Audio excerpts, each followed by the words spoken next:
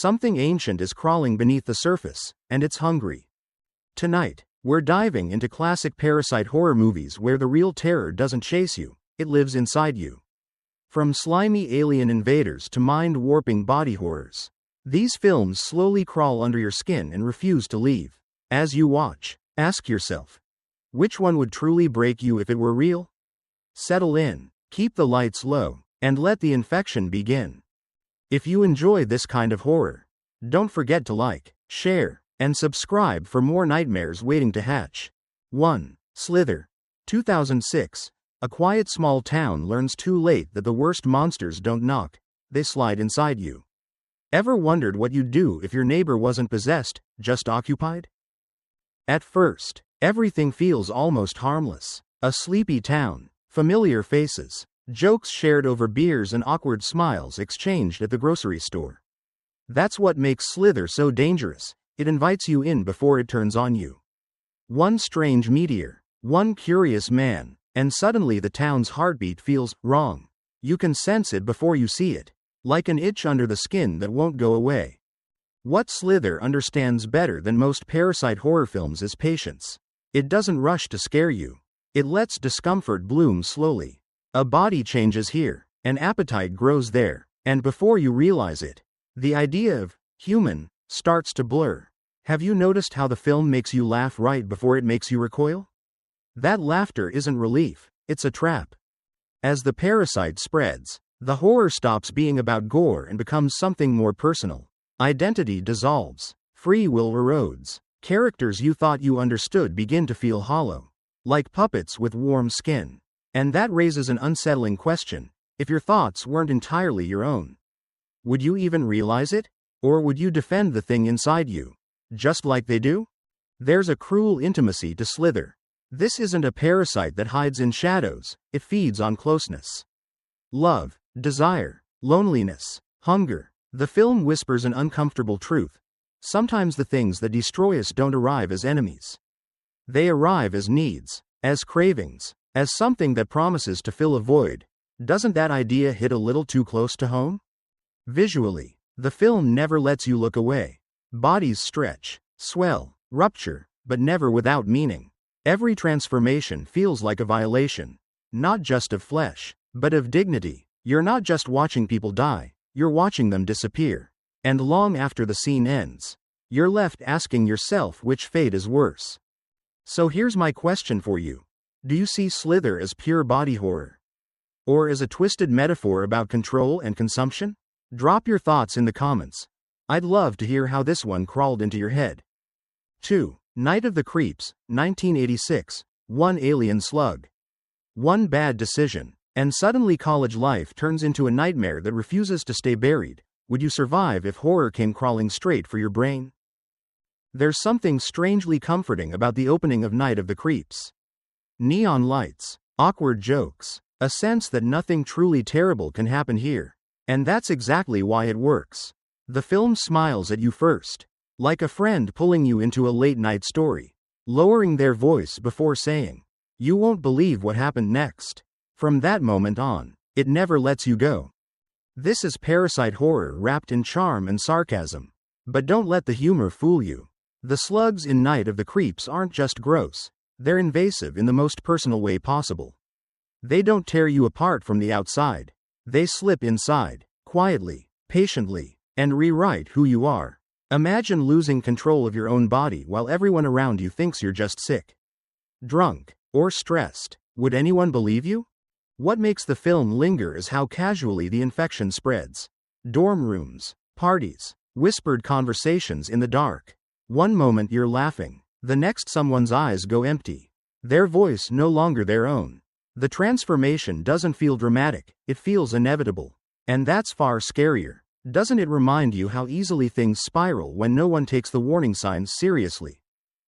Then there's the tone, playful on the surface, deeply cynical underneath. Night of the Creeps understands that horror hits harder when it interrupts joy.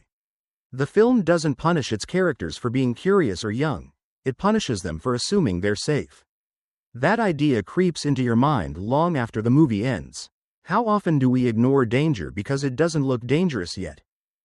The parasite itself becomes almost symbolic. It's fear, conformity, loss of identity, all wrapped in something slimy and impossible to ignore. Once it's inside, the person you knew is gone, replaced by something colder and crueler. Watching it unfold, you're forced to ask yourself, if your thoughts slowly change, piece by piece, would you fight it, or would you adapt? So tell me, do you see Night of the Creeps as a fun retro horror ride? Or as a darker warning hiding behind jokes and one-liners? Drop your take in the comments. I'm curious which side crawled into your mind. 3. The Hidden, 1987. A body-hopping parasite turns ordinary people into reckless strangers, if someone woke up wearing your body. How long before the world noticed something was wrong? There's no warning when The Hidden begins its quiet invasion. No storms in the sky. No monstrous shadows on the wall. Just people suddenly acting off. A man who risks everything for a thrill. A woman who smiles a little too long before pulling the trigger. And you feel it before the characters do. That something unnatural has slipped into the cracks of normal life. This is parasite horror without slime or spectacle at first. The terror creeps in through behavior. The film invites you to play a dangerous game. Spot the moment when a human stops being human. And once you start noticing it, you can't stop. Every grin feels forced. Every laugh sounds hollow. Have you ever looked at someone you know well and felt, just for a second, that they weren't really there anymore? What makes The Hidden linger is how personal the possession feels. The parasite doesn't destroy bodies, it uses them. It steals identities, relationships, histories. It wears people like disguises, burning through lives with no remorse. Watching it jump from host to host, you begin to understand the true horror. Death isn't the worst outcome here. Being erased while your body keeps moving is far more disturbing. The film moves like a slow hunt, steady and relentless. There's no panic at first, only confusion. Authorities chase symptoms instead of causes. Loved ones blame stress, drugs, bad choices, and the parasite thrives in that disbelief. Doesn't that feel uncomfortably real? How often do we explain away warning signs because the truth feels too impossible to accept? As the story unfolds, the question shifts from what is it, to what does it want? And the answer is chilling in its simplicity. Pleasure, sensation, control. The parasite isn't evil in a theatrical sense, it's empty. And that emptiness is what makes it terrifying. It mirrors the darkest parts of human impulse without conscience or restraint. By the time the truth surfaces, you're already questioning your own sense of self. If a parasite could copy your voice, your memories, your habits, would the people you love notice the difference? Or would they only realize once it was far too late? So let me ask you, does The Hidden scare you because of the creature itself? Or because of how easily it blends into everyday life? Share your thoughts in the comments. I want to know what unsettled you the most. 4. Brain Damage, 1988. A whispering parasite promises pleasure beyond imagination. But what would you sacrifice if bliss lived inside your brain and asked for just one more favor? Brain damage doesn't kick the door down. It slips into your head softly, like a secret you're not supposed to tell anyone. The story feels almost intimate at first, following a young man drifting through life, unsure of himself, hungry for something more. And then Elmer arrives, charming, manipulative, and feeding directly on the most private place you own. From that moment on, the horror isn't about monsters chasing you. It's about temptation. Elmer isn't just a parasite. He's a voice, a companion, a dealer offering experiences so intense they blur the line between ecstasy and oblivion. Watching the film feels like leaning closer to a dangerous confession. You know this won't end well, yet you can't look away. Haven't we all felt that pull before? The desire to escape ourselves, even for a moment, no matter the cost? What makes Brain Damage crawl under your skin is how personal the addiction becomes. The parasite doesn't force its host to obey. It persuades, it flatters, it promises relief from emptiness and replaces it with dependency. And slowly, the main character fades, not through violence, but through choices. Each decision feels small, until suddenly there's nothing left. Would you recognize the moment when pleasure stops being freedom and becomes a cage? The body horror is grotesque. Yes, but it's never random. Every disturbing image feels like a reflection of what's happening inside the mind. Control slips. Morality dissolves. The world narrows until only the parasite's voice matters. And that's the real terror, not the blood, not the mutations, but the loss of self happening in silence. Brain damage dares you to question your own limits. How far would you go to feel whole? To feel powerful? To feel anything at all? The film doesn't judge its characters, it invites you to understand them. Which is far more unsettling. Because understanding makes you complicit. By the end, you're left with a lingering discomfort that has nothing to do with gore. It's the realization that parasites don't always arrive as invaders. Sometimes they arrive as answers. And once they're inside, asking them to leave might cost more than letting them stay. So let me ask you, do you see brain damage as extreme body horror? Or as a dark allegory about addiction and control? Share your thoughts in the comments. I'm curious what voice this film awakened in your mind. 5. Parasitic, 1982, in a frozen wasteland. Survival means more than staying alive. Would you trust your instincts if something unseen was already feeding on your fear? Parasitic drops you into a world that already feels broken. Civilization has thinned out, hope feels brittle, and every human connection carries weight. There's no grand announcement of horror here. Instead, the danger hums quietly beneath the surface. Like a sickness no one wants to name. You feel it in the way characters hesitate. The way silence lingers just a second too long. Something is wrong, and it's closer than anyone realizes. This is parasite horror stripped of comfort. No familiar towns, no safe spaces, no authorities to call, just people moving forward because stopping means death. And somewhere among them, something feeds. What makes the film unsettling isn't just the creature, it's the constant doubt. Is the threat outside, inside, or already part of someone you're trusting to watch your back? As the story unfolds, paranoia becomes its own infection. Every look feels suspicious. Every wound feels dangerous. The parasite isn't loud or flashy, it thrives on uncertainty. Watching it, you start to question your own reactions. Would you isolate someone to protect the group?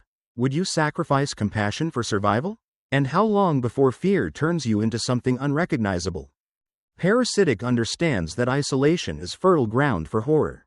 The empty landscapes don't just surround the characters, they reflect what's happening inside them.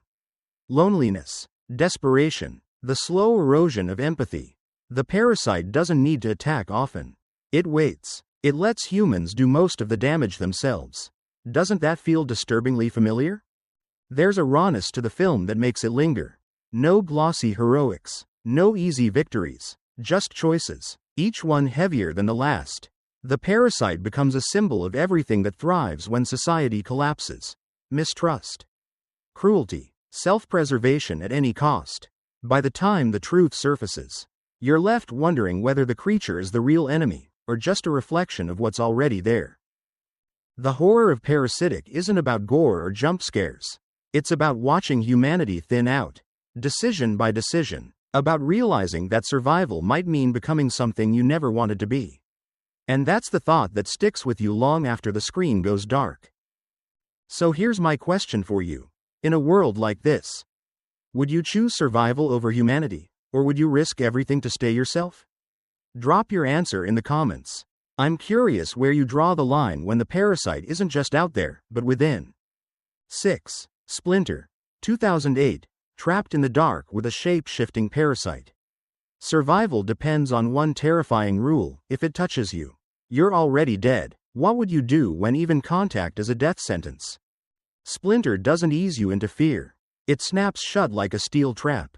One wrong turn, one broken down gas station, and suddenly the world shrinks to flickering lights and shadows that move when they shouldn't. From the very first moments, the film whispers a brutal promise: there will be no comfort here. No rescue, just time ticking away while something learns how to use your body better than you ever could. What makes Splinter so suffocating is its rules. The parasite doesn't chase blindly. It studies, it adapts, it understands structure, bone, motion. Watching it assemble itself from pieces of its victims feels less like witnessing a monster and more like watching intelligence evolve in real time. And once you realize that, the fear deepens. This thing isn't angry, it's curious. How do you fight something that's experimenting on you? The film turns physical space into psychological torture. Every inch matters. A hand on the wall. A foot on the floor. A breath held too long. Characters don't just run, they calculate. They negotiate with fear, moment by moment. As a viewer, you feel that tension crawl into your own body. Did you notice how often you tense up, imagining where you'd stand, what you'd touch, how you'd move? What truly lingers is how Splinter treats the human body. It's no longer sacred, no longer whole, it's raw material. The parasite repurposes people without cruelty or malice, just efficiency. And that's chilling. There's something deeply unsettling about an enemy that doesn't hate you, doesn't even recognize you as you. Would being ignored be worse than being hunted? The characters aren't heroes. They're ordinary people forced into impossible choices. Trust becomes fragile. Compassion becomes dangerous. Helping someone might mean dying with them. And slowly, you start asking yourself questions the film never answers outright. If saving someone guaranteed your own death, would you still reach out your hand? Or would you step back and let the parasite finish its work? Splinter understands that parasite horror isn't just about invasion, it's about erasure. The loss of boundaries. The realization that your body is no longer yours once something smarter decides it needs you more than you do. By the end, you're not relieved, you're unsettled, because the rules were clear, and survival still came at a cost. So tell me, what scared you more in Splinter? The creature itself? Or the constant fear of human contact? Would you isolate yourself to survive?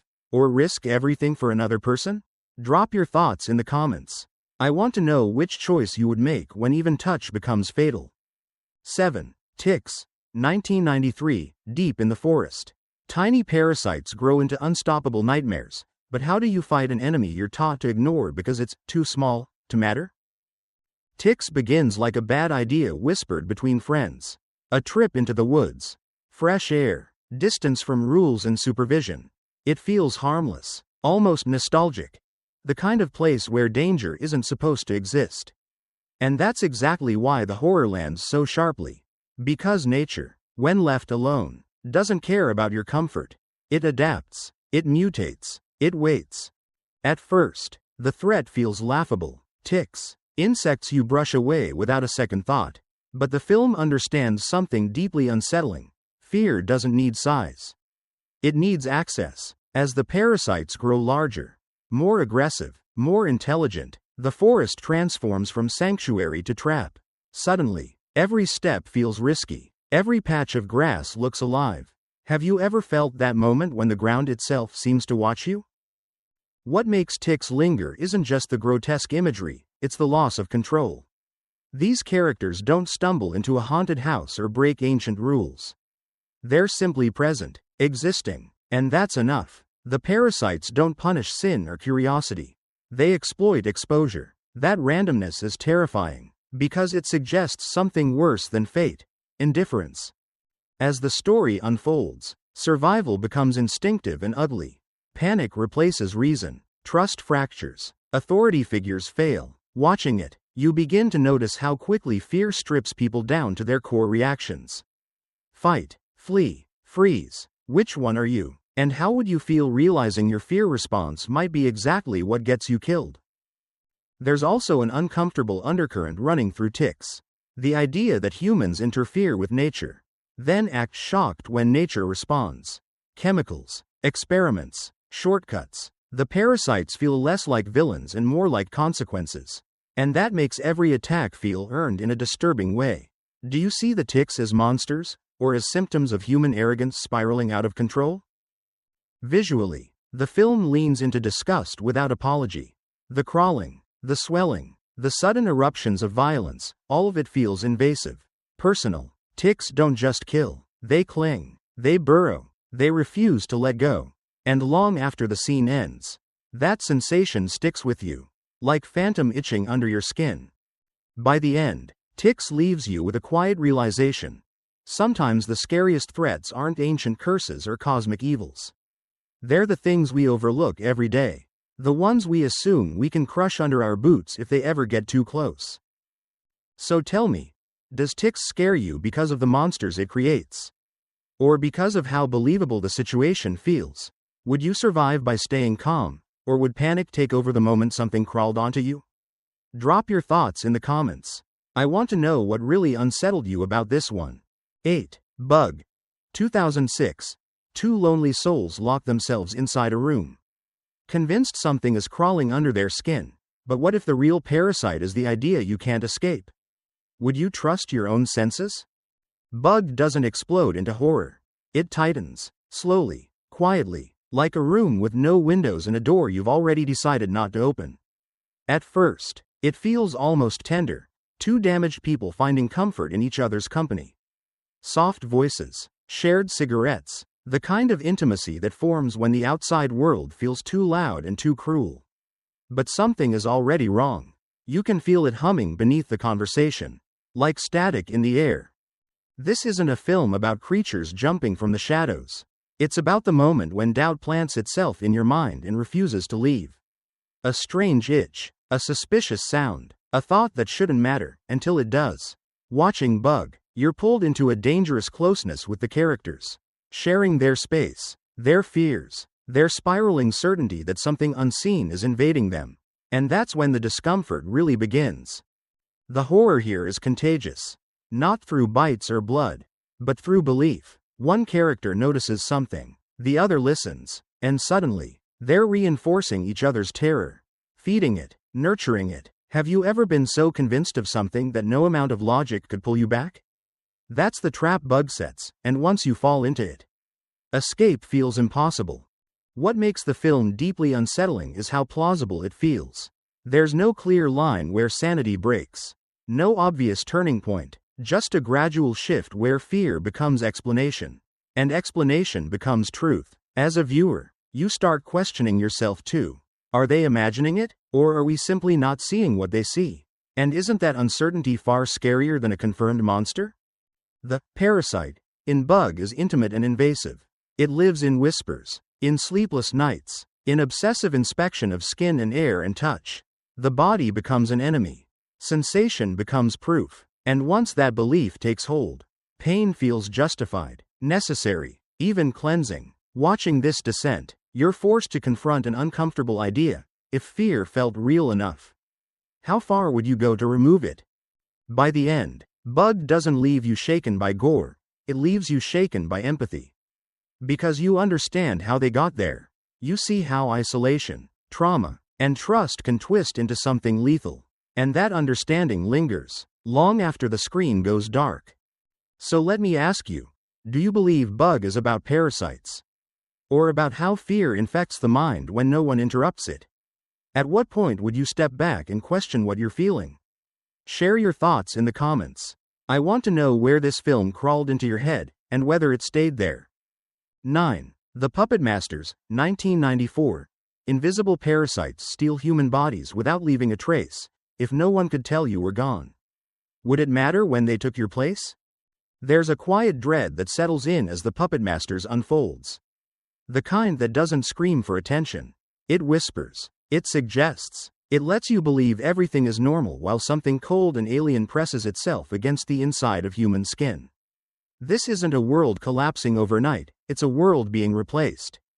Person by person, smile by smile, and once that idea takes hold, it's hard to shake. What makes this film unsettling is how subtle the invasion feels. The parasites don't arrive as monsters.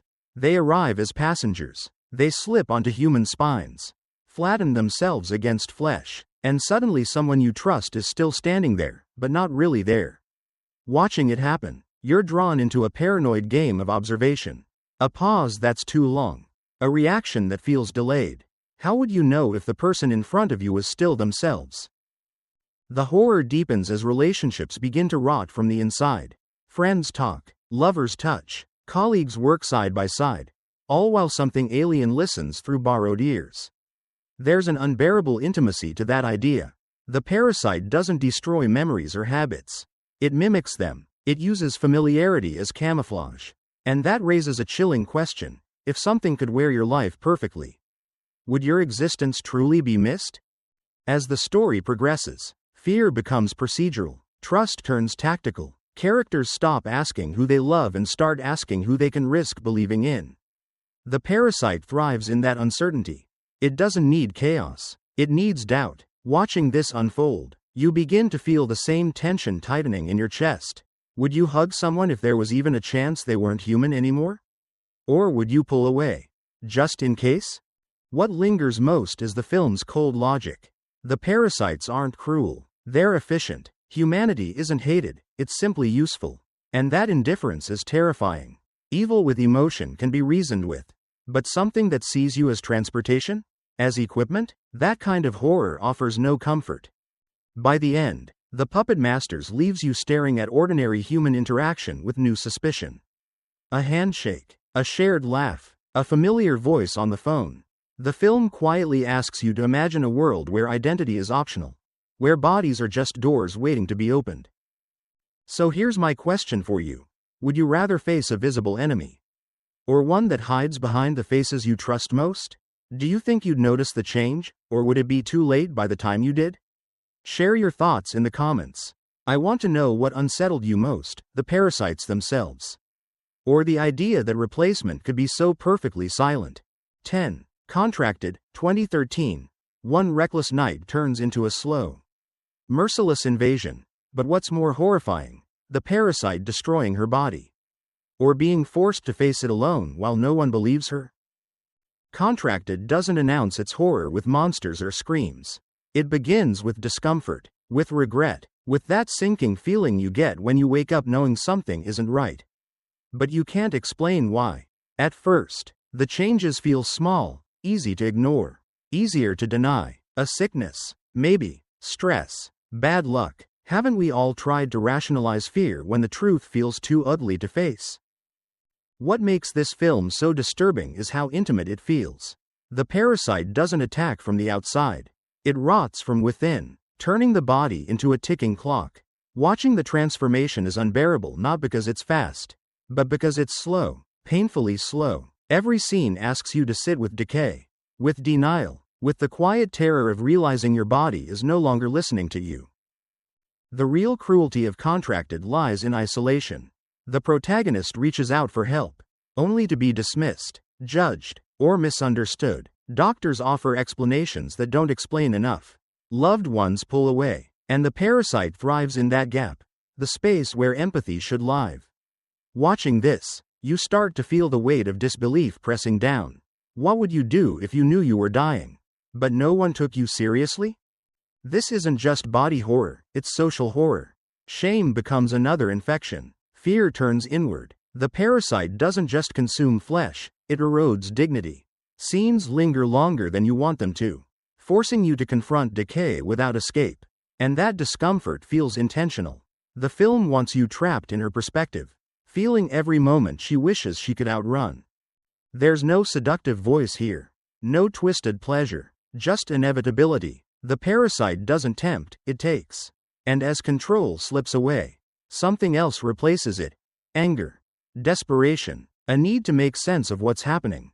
Even if the truth is unbearable, would you fight the reality of your own deterioration, or accept it and try to survive one more day? By the final act, Contracted leaves you hollowed out. Not shocked, not thrilled, just unsettled. Because the horror doesn't end when the credits roll. It lingers in the thought that this kind of nightmare doesn't need monsters or myths. It only needs vulnerability, silence, and time. So let me ask you, does Contracted horrify you because of the parasite itself? Or because of how alone the journey feels? At what point would you stop denying the truth and confront what's happening to your own body? Share your thoughts in the comments. I want to know what part of this film stayed with you the longest, the decay, or the isolation. And just like that, after Contracted drags us into its final, skin-crawling descent, the room feels a little quieter, and your own body suddenly feels less trustworthy. That's the real power of parasite horror. It doesn't stay on the screen. It follows you into the dark. Now I'm curious, which of these films crawled deepest under your skin? Drop your thoughts in the comments. If you enjoyed this twisted journey, like, share, and subscribe, because the next nightmare is already waiting.